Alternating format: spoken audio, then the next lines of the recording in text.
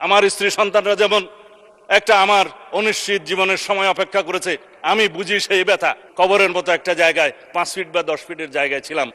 আমাদের এখানে আরো অনেক সহপাঠী আছে, সহকর্মী আছে, ব্যারিস্টার আরমান আছে, আর অনেকে আছে যারা সেই গুমের শিকার হয়েছে, যারা ফাঁসির কাস্টে ছিল। তাদেরকে কি জবাব দেব?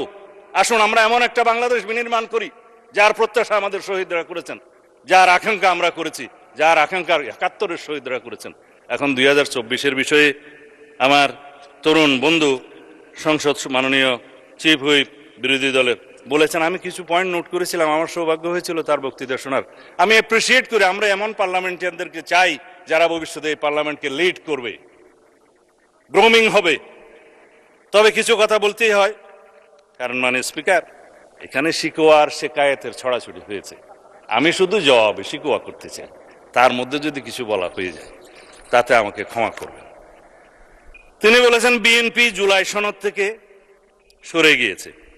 স্পিকার, বিএনপি জুলাই সনদ থেকে সরে যায় নাই, বিএনপি জুলাই সনদকে আঁকড়ে ধরেছে। দেখেন কত বড় বই, এইখানে যারা দস্তখত করেছে, এটা হাতে লেখা অরিজিনাল বুক। এর মধ্যে 30টা পার্টির মধ্যে 4টা পার্টি সই করে নাই, 26টা পার্টি সই করেছে। আমার ছোট বন্ধু এই নাহিদ সাহেবরা সই করেছেন 16/2/2026 সালে। এটা ফটোকপি ওখানকার লেখা আছে, নোট অফ ডিসেন্ট ব্যতি রেখে গণভোটের গণরায়ের সিদ্ধান্তের পূর্ণাঙ্গ বাস্তবায়ন সাপেক্ষে।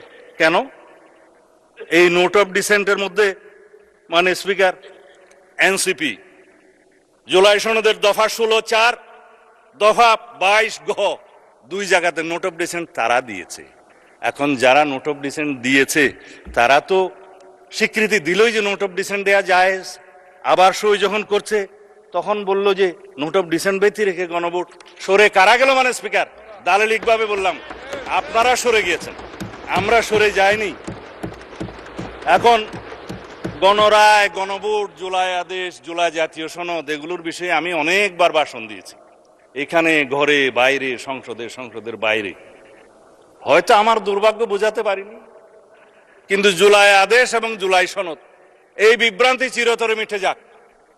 যে আদেশটা হয়েছে সেই আদেশটা হচ্ছে, এটা যদি আমাদের অনেক বন্ধুরা এখানে মাহমুদুল ইসলামের কনস্টিটিউশনাল লটা নিয়ে আসেন, ব্যারিস্টার সাহেবরা খুলে দেখবেন 490 নম্বর পৃষ্ঠায় লেজিসলেচার সেকশনে কাকে বলা হয়েছে কালারেবল লেজিসলেশন এবং ফ্রড অন দি কনস্টিটিউশন।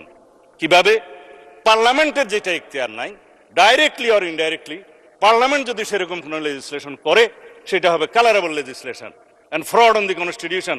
অনেক ব্যারিস্টাররা আছে, দেখতে পারেন কোন 3rd এডিশনে বোধহয় 490 পেজ কনস্টিটিউশনাল ল, মাহমুদুল ইসলাম খুলে দেখুন তারা কিভাবে ইন্টারপ্রেট করেছে। এটাকে বাইবেল বলা হয় কনস্টিটিউশনের, সুপ্রিম কোর্ট আমি অবশ্য বাইবেল শব্দটা এখানে বলতে চাচ্ছি না।